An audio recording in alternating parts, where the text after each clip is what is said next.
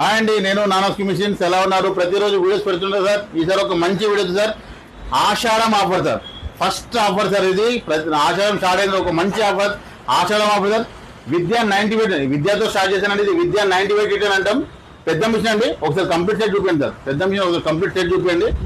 శాంతో చూపించండి మొత్తం complete set sir. ఇది విద్యా 90 వెయిట్ రిటర్న్.